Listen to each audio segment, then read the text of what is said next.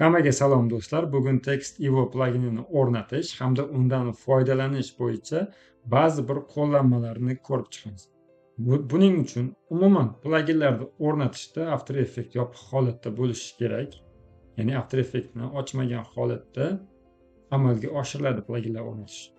Bu uchun biz o'sha Telegram kanaldagi TextEvo'ni olib zip fayldan ochganimizdan so'ng ichiga kiramiz hamda mana buni Ctrl+C qilib olishimiz kerak bo'ladi. Undan keyin esa biz C diskga kirib Program Files, Adobe va o'zimiz ishlatadigan After Effects'ni programmasiga kiramiz. Bu yerda Support file va bu yerdan Script degan papkani topishimiz kerak. Mana bu papkaga kirib, mana bu Scripts View panelga bosib, Ctrl+V ni bosamiz. O'rnadi. Endi biz After Effects'ni ochib, pluginni ekranga chiqarib olishimiz kerak bo'ladi. After Effects ochilgandan keyin Window tugmasiga bosamiz va pastroqqa tushganimizda sichqonchani aylantirganda tushmasligi mumkin. Mana bu pastdagi strelkani bosib pastga tushamiz va bu yerda biz o'rnatgan pluginlar bo'ladi.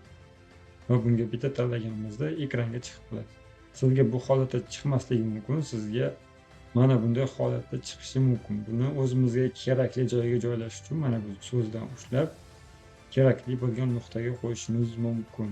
Shu yerga yokida mana bunday qilib o'zimizga kerakli bo'lgan joyga joylab qo'yishimiz mumkin. Endi undan foydalanish bo'yicha qisqa qo'llanmani ko'rsatib o'taman.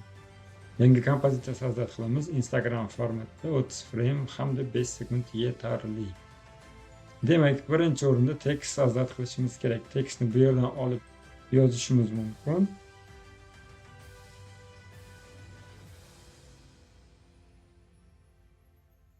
Yoki shunchaki mana bu plyusga bosganimizda ham o'zi avtomatik tekst so'zlar qilib beradi. Buni o'zimiz tahrirlab ishlatishimiz mumkin.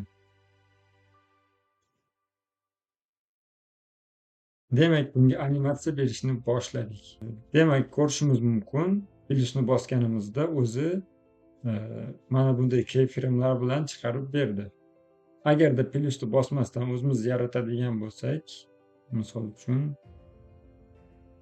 Adobe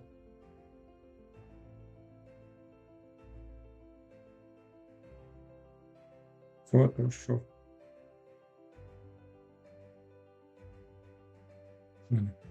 endi o'zimiz yozdik, bunisini o'zimiz yozdik, bunisini esa plyusni bosib yaratdik. Buni tanlagan holatda mana bu plyusga bosganimizda bizda o'zi keyframe'lar ko'rsatib beradi. E'tibor qarating, mana bu timeline'dagi yashil chiziq qayerda turgan bo'lsa, o'sha yerdan boshlab animatsiya uchun keyframe belgilab beradi. Misol uchun buni o'chirib tashladik. O'chirib tashladikdan mana bu 2-sekundga olib borib plyusga bosganimizda 2-sekunddan boshlab bizga keyframe qo'yib berdi. Endi buni animatsiya qilishimiz uchun dastlabki tekstdan foydalanib ko'ramiz. Delay bu degani 1-2 turibdi. Har bir harf ketma-ketligi 1-2 framedan keyin chiqib keladi. Buni o'zimiz 5 yoki o'zimizga qarab o'zgartirishimiz mumkin. Hozir animatsiya biz forumdan biror narsani belgilab qo'ymadik. Misol uchun opacity-ni belgilashimiz mumkin. Mana opacity-ni nolga tushirdik. Sekin animatsiya bo'lishni boshladi. 5 ko'plik qilyapti, buni 1 ga o'zgartirib qo'yamiz. Animatsiyani qaytadan ko'ramiz.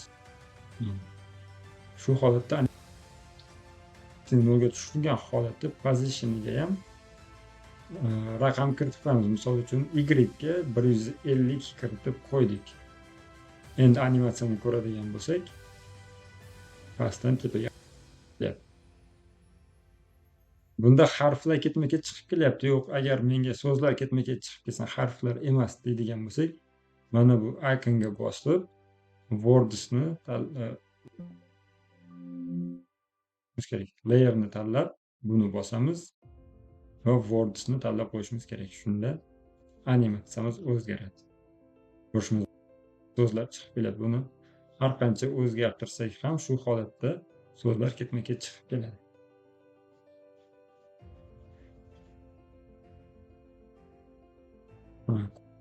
So'zlar chiqib kelyapti. Buni o'z holiga qaytarib turamiz. Demak, endi yana qanday animatsiyalar bajarsak bo'ladi? Buni nolga qaytarilgan holatda, misol uchun berishimiz mumkin. Scale'ga scale'ni animatsiya qilishimiz mumkin. Misol uchun buni nolga qaytarib qo'ysak, opacity-ni 100 qilib qo'yaveramiz. Ko'rishimiz mumkin. Harflar sekin katta bo'lib animatsiya bo'lyapti. Buni animatsiya jarayonini o'zgartirish uchun mana bu yerdan foydalanamiz. Misol uchun reverse-ni bossak, avval boshidan katta bo'layotgan, endi oxiridan boshlab katta bo'lyapti. Ikkida buni o'zgartirishimiz mumkin. Yana boshqasi. Randomli holatda qilishimiz ham mumkin.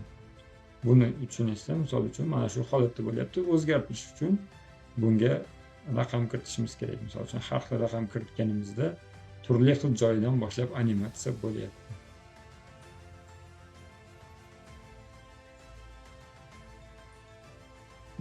Bu animatsiya turli xil jarayonda bo'lib o'tyapti. Bundan tashqari scale value 0 tursin, endi scale'ga, ya'ni mana bunga raqam qiymat kiritganimizda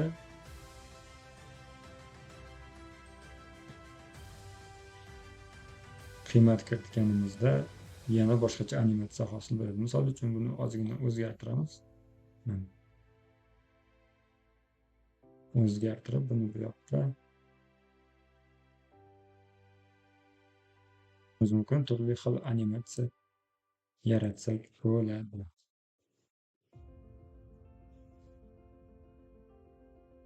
Bunda opacity-ni nolga shunday tushirib qo'ysak,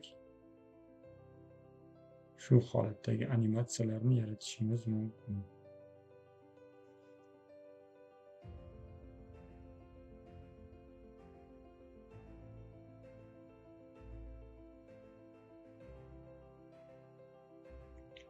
O'zimizni ideyamizga, kreativligimizga qarab buni turlicha amalga oshirishimiz mumkin. Umuman olganda Text.io shunday amalni bajarib beruvchi plagin hisoblanadi.